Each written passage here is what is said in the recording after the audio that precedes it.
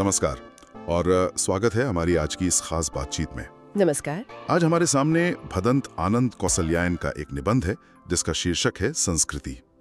अब देखिए, ये शब्द संस्कृति और सभ्यता हम दिन में न जाने कितनी बार इस्तेमाल करते हैं, पर आज एक सवाल पर रुककर सोचते हैं।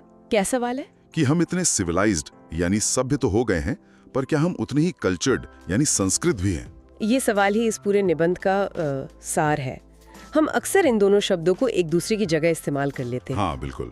जैसे बड़ी कल्चर्ड सोसाइटी है या फिर कितनी एडवांस्ड सिविलाइजेशन है, लेकिन लेखक हमें एक तरह से चुनौती देते हैं कि हम इनके फर्क को समझें। हाँ, क्या ये एक ही सिक्के के दो पहलू हैं? या फिर एक गाड़ी है और दूसरा उसका इंजन। क्या बात है। तो चलिए इसी गुत्थी को आज सुलझाने की कोशिश करते हैं। बिल्कुल। शब्दों का खेल नहीं है। नहीं, बिल्कुल नहीं। ये हमारे आज के समाज को समझने का एक नया नजरिया हो सकता है। तो बातचीत शुरू करने से पहले लेखक के बारे में जानना जरूरी है ना? हाँ, बहुत जरूरी है। भदंत आनंद कौसल्यायन, जिनका असली नाम हरनाम दास था, वो एक बौद्ध भिक्षु थे। उन्होंने अपनी पूरी जिंदगी बौद्ध धर्म के प्रचार प्रसार में लगा दी। और एक और दिलचस्प बात कि वो गांधी जी से भी जुड़े थे। हाँ बिल्कुल, वो गांधी जी से बहुत प्रभावित थे और उनके साथ वर्धा आश्रम में भी रहे।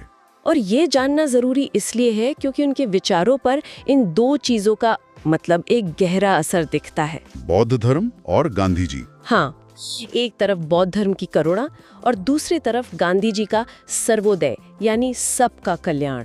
अच्छा। आप देखेंगे कि इस पूरे निबंध में वो हर खोज, हर विचार को एक ही कसौटी पर कसते हैं। और वो कसौटी क्या है?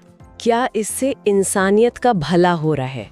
ये जो मानव कल्याण की भावना है ना, वो उनके हर तर्क की रीढ़ है। अच्छा, तो इसी बुनियाद के साथ उनके सबसे बड़े और शायद सबसे जरूरी आइडिया पर आते हैं। हाँ। लेखक का कहना है कि सभ्यता संस्कृति का परिणाम है।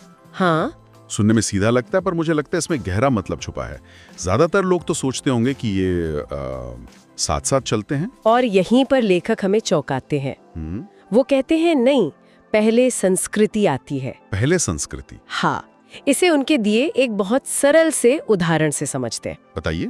सोचिए उस पहले इंसान के बारे में जिसके दिमाग में पहली बार सुई धागे से कपड़े सीने का ख्याल आया होगा। वो इंसान जिसने ये खोज की, वो एक संस्कृत व्यक्ति था। मतलब वो जो सोचने की काबिलियत थी। हाँ। वो जो जरूरत महसूस करने और उसका हल निकालने की जो प्रेरणा थी, बस वो संस्कृति है। बिल्कुल, वो भीतरी चिंगारी संस्कृति है। और उस चिंगारी से जो चीज बनी, सुई धागा। हाँ, सुई धागा। और फिर उससे जो जीवन शैली बदली, जैसे तन ढकना, ठंड से बचना, वो सब सभ्यता है। अच्छा, तो संस्कृति अंदर की योग्यता है और सभ्यता उसका बाहरी नतीजा। एकदम सही। एक विचार है और दूसरी उस विचार से बनी हुई दुनिया। जी, तो बहुत साफ हो गया। और इसी बात को और मजबूत करने के लिए वो न्यूटन का उदाहरण देते हैं। हाँ, न्यूटन का। न्यूटन ने गुरुत्वाकर्षण का सिद्धांत खोजा तो वो एक संस्कृत मानव थे।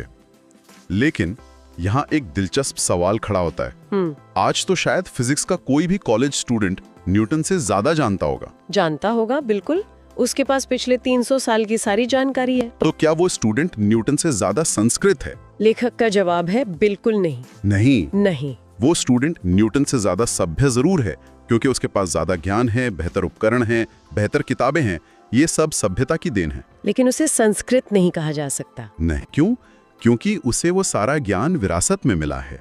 बिल्कुल, उसने उसे बनाया नहीं, सिर्फ पाया है। जबकि न्यूटन ने अपनी योग्यता से एक बिल्कुल नई चीज को जन्म दिया था। एकदम सही। और ये आज के इंफॉर्मेशन एज के लिए तो बहुत बड़ा सबक है। बहुत बड़ा। हमारे पास गूगल और एआई की वजह से 80 सभ्यता यानी जानकारी है। हम किसी भी विषय पर न्यूटन से ज्यादा जान सकते हैं, वो भी कुछ सेकंड में। लेकिन लेखक के अनुसार ये हमें संस्कृत नहीं बनाता।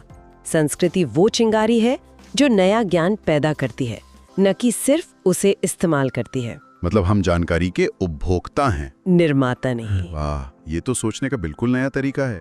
मतलब हम ज्ञान के महासागर के किनारे खड़े हैं, पर तैरना हमें न्यूटन जैसे लोगों ने सिखाया। बिल्कुल ठीक है। तो ये चिंगारी, ये प्रेरणा, ये संस्कृति, ये आती कहाँ से है? इसके पीछे क्या होता है? लेखक इसके दो मुख्य कारण बताते हैं। पहला, जिसे वो कहते हैं भौतिक प्रेरणा। भौतिक प्रेरणा यानी हमारी शारीरिक जरूरतें, जैसे शायद आग का आविष्कार इसलिए हुआ होगा क्योंकि इंसान को पेट की आग यानी भूख बुझाने के लिए खाना पकाने की जरूरत महसूस हुई। या सुई धागे की खोज तन ढकने की जरूरत से हुई होगी। हाँ, वही। ये तो समझ आता है, जरूरत आविष्कार की जननी है, ये तो हम सुनते ही आए हैं। लेकिन इसमें दूसरा कारण क्या है? दूसरा कारण इससे कहीं ज्यादा गहरा और दिलचस्प है। लेखक उसे कहते हैं ज्ञानेप्सा। ज्ञानेप्सा यानी ज्ञान की इच्छा। हाँ, बस जानने की जिद, जानने की भूख। इसका किसी शारीरिक जरूरत से कोई लेना देना नहीं है। अच्छा। लेखक एक बहुत ही खूबसूरत कल्पना करते हैं। वो कहते हैं, उस इंसान के बारे में सोचिए जिसका पेट भरा है, तन पर कपड़े हैं, कोई तकलीफ नहीं है। कोई तकलीफ, लेकिन वो रात को खुले आसमान के नीचे लेटा है और बस तारों को देख रहा है। और उसे नींद नहीं आ रही, वो बेचैन है, ये सोचकर कि आखिर ये मोतियों से भरा थाल है क्या? हाँ, ये टिमटिमाते क्यों हैं? ये रोज यहीं क्यों दिखते हैं? बिल्कुल, उसके अंदर एक जिज्ञासा है, एक बेचैनी है जिसका किसी जरूरत से वास्ता नहीं। यही ज्ञानेप्सा है। और लेखक कहते हैं कि मानव संस्कृति की असली माँ यही ज्ञानेप्सा है। वाह।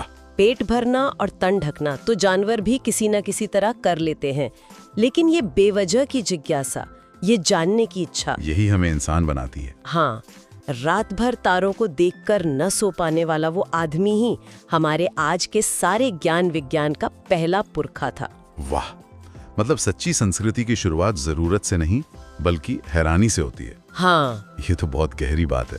लेकिन यहीं पर मेरे दिमाग में एक मुश्किल सवाल आ रहा है। पूछिए। अगर आविष्कार करने की योग्यता ही संस्कृति है, हाँ, तो क्या हर आविष्कार अच्छा है?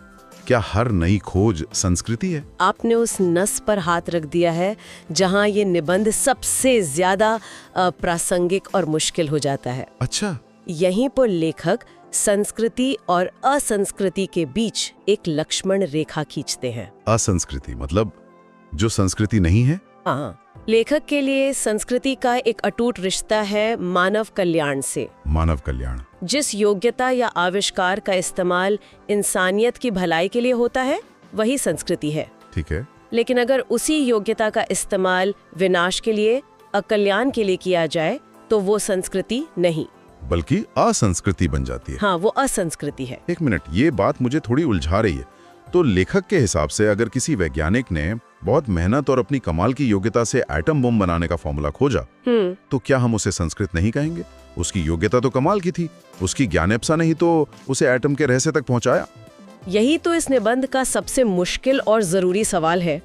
आपकी बात सही है। उस वैज्ञानिक की योग्यता और प्रेरणा वो संस्कृति का ही रूप थी, लेकिन लेखक के नजरिए से देखें तो जिस पल उस ज्ञान का नतीजा मानवता के विनाश के रूप में सामने आया, हाँ, तो वो असंस्कृति की श्रेणी में चला गया। उनके लिए आविष्कार का इरादा नहीं, उसका अंतिम परिणाम मायने रखता है। अच्छा। जब संस्कृति का कल्याण की भावना से नाता टूट जाता है तो वो जहर बन जाती है। लेकिन क्या ये थोड़ा ज्यादा ब्लैक एंड व्हाइट नहीं है? आज के जमाने में चीजें इतनी सीधी नहीं है। जैसे सोशल मीडिया को ही ले लीजिए। इसे बनाने वालों का मकसद शायद लोगों को जोड़ना था, यानी कल्याण। सही बात है। लेकिन आज हम देख रहे हैं कि वही चीज डिप्रेशन, समाज में बंटवारे और नफरत का कारण भी बन रही है, यानी अकल्याण। तो अब इसे हम संस्कृति कहेंगे या असंस्कृति? बेहतरीन सवाल, और इसका जवाब शायद लेखक के पास भी नहीं होता, क्योंकि ये हमारी आज की उलझने हैं। सही है। लेकिन उनका दिया हुआ जो ढांचा है ना, वो हमें सोचने का एक तरीका देता है। वो शायद कहते हैं कि हमें लगातार ये सवाल पूछते रहना होगा कि क्या ये चीज कुल मिलाकर इंसान को बेहतर बना रही है या बदतर? बिल्कुल। जिस पल हमें लगे कि अकल्याण का पलड़ा भारी हो रहा है, हमें सावधान हो जाना चाहिए। शायद सच्ची संस्कृति सिर्फ आविष्कार करना नहीं, बल्कि अपने आविष्कारों की जिम्मेदारी लेना भी है। सही बात है, जिम्मेदारी लेना। इसके विपरीत लेखक उन लोगों का उदाहरण देते हैं जिन्होंने अपनी भौतिक जरूरतों से ऊपर उठकर सिर्फ दूसरों की भलाई के लिए काम किया। जैसे रूस के लेनिन, जो अपनी मेज पर रखी डबल रोटी खुद न खाकर भूखे साथियों को दे देते थे। या कार्ल मार्क्स, जिन्होंने मजदूरों को सुखी देखने का सपना पूरा करने के लिए अपनी पूरी जिंदगी गरीबी और दुख में बिता दी। और सबसे बड़ा उदाहरण तो खुद बुद्ध का है। बिल्कुल। सिद्धार्थ जो एक राजकुमार थे, उन्होंने अपना सब कुछ सिर्फ इसलिए छोड़ दिया ताकि वो इंसानों के दुख का कारण और निवारण खोज सकें। तो लेखक के हिसाब से ये त्याग, ये करुणा और ये दूसरों की भलाई की भावना, ये भी संस्कृति ही है। हाँ, शायद संस्कृति का सबसे ऊंचा और सबसे शुद्ध रूप। तो एक तस्वीर उभर कर आती है। संस्कृति वो भीतरी आग है, वो सोचने की शक्ति है, वो नई राह खोजने की प्रेरणा है। और सभ्यता उस आग की रोशनी में बनाया गया शहर, वो सारे साधन, वो सारे नियम कायदे, वो हमारा रहन सहन जो उस प्रेरणा से पैदा होते हैं। तो संस्कृति इंजन है और सभ्यता से चलने वाली गाड़ी। बिल्कुल।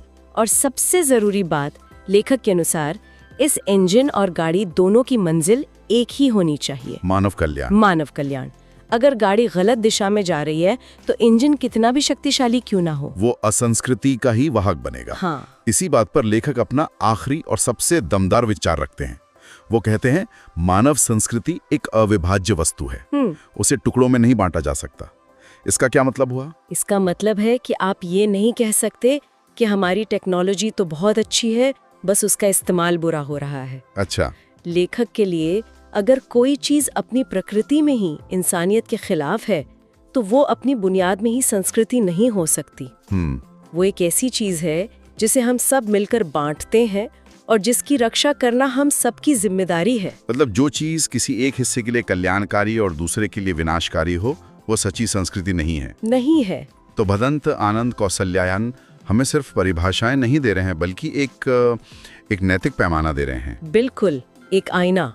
हाँ, एक आईना जिसमें हम अपने समाज, अपनी तरक्की और अपना आविष्कारों को देख सकते हैं और खुद से पूछ सकते हैं कि हम असल में जा कहाँ रहे हैं। और यहीं पर मैं आज की इस चर्चा को हमारे सुनने वालों के लिए एक सवाल पर छोड़ना चाहूंगी। आज के इस युग में हमारे पास अभूतपूर्व सभ्यता है। AI, gene editing, space travel, global connectivity, साधन और ज्ञान की कोई कमी नहीं है। हाँ, हमारी सभ्यता शायद इतिहास में सबसे ऊंचे शिखर पर है।